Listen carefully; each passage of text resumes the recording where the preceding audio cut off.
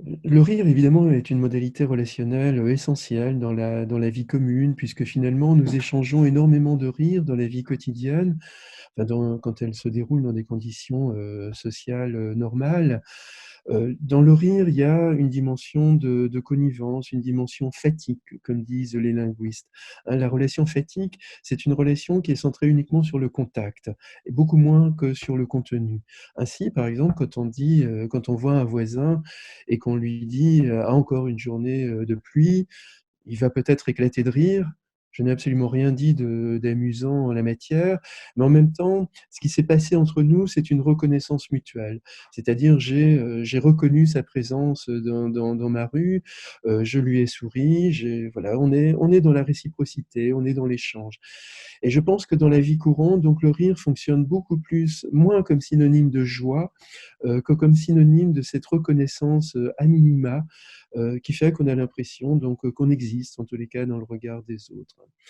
Alors c'est pour ça évidemment que le rire est tellement important aujourd'hui dans les relations professionnelles, dans les relations d'aide, parce qu'il est toujours une manière de rejoindre l'autre là où il est peut-être éloigné par sa souffrance, par son malheur, par ses difficultés, par les impasses dans lesquelles il est plongé du fait de ces situations.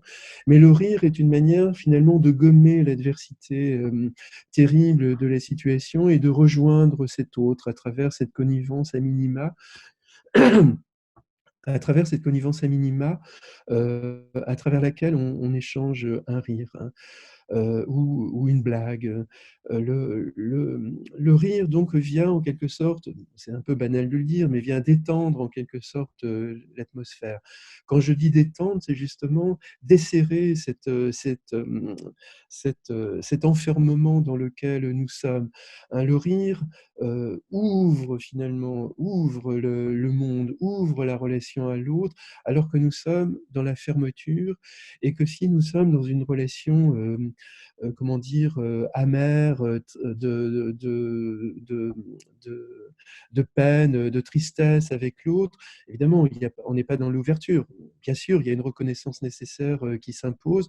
Je reconnais, enfin, je me mets à la place de cet autre en souffrance et j'essaie de cheminer avec lui.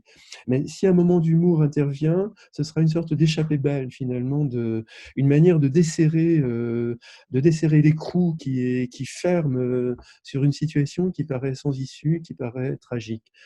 Le rire, donc, est cette manière d'ouvrir des champs de possibilités, de ramener, de restaurer le lien social élémentaire à l'autre.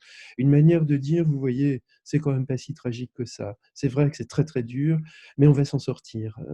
Je pense que c'est ça le message implicite finalement que nous échangeons quand nous sommes dans une blague, enfin, quand nous partageons une blague, quand nous partageons un sourire, quand nous partageons un rire. Je pense que le sourire est aussi capital en la matière, hein. C'est pas seulement le rire, c'est aussi le sourire à travers, bien sûr, il n'y a pas forcément le visage, parce que je pense que le rire et le sourire particulièrement implique la connivence des visages, mais je crois aussi, puisque j'ai écrit un livre sur la voix et j'avais beaucoup réfléchi sur la voix, je pense que la voix, nos manières de parler, donc également peuvent traduire le sourire, peuvent traduire évidemment le rire. Il va déformer la voix, hein, puisque c'est pour ça d'ailleurs que les gens qui sont opposés au rire, les religieux d'autrefois, etc., trouvaient que le rire était une défiguration qui détruisait la belle ordonnance du visage, qui détruisait le corps à travers tous les gestes, les gesticulations enfin, qu'on peut faire quand on rit. Il y a aussi évidemment dans le rire une destruction du langage. Mais en même temps, il y a quelque chose qui nous rassemble, une manière donc de rejoindre l'autre. Et je pense que la voix, donc même par téléphone, est cette manière de rejoindre l'autre. Le rire, le sourire va imprégner une certaine manière que nous allons avoir de parler. Et donc là fonctionne une immense reconnaissance de l'autre.